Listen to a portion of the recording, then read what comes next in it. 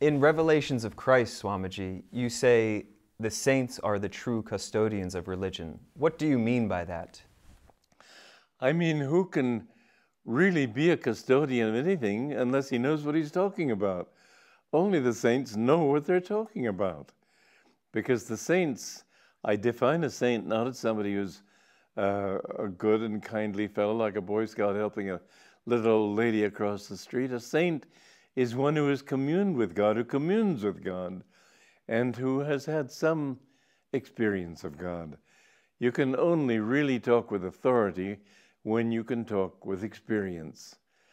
I can describe all sorts of things from my imagination about San Francisco, but if I've been there, then I can speak from an experience and tell you what I know is true. I've been there, I've seen it.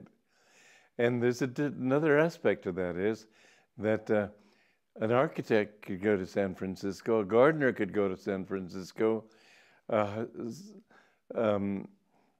different kinds of people go to San Francisco and come back, and you'd get an impression from hearing them that San Francisco is only a group of well-built buildings or a group of parks and Golden Gate Park and so on.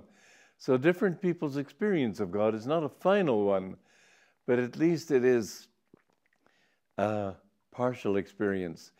There are different levels of sainthood, and those who are the most in tune with God are those who have reached oneness with Him. They are qualified to speak with authority as to what He is. The others can say, and this too means a custodian to some extent, I do know, I can say this from my experience, I know that God is bliss. I know that in meditating on Him, there is so much joy that nothing in this world can begin to compare with it. Now, a statement like that can't be made by somebody who's only read it in a book. So the saints are the true custodians.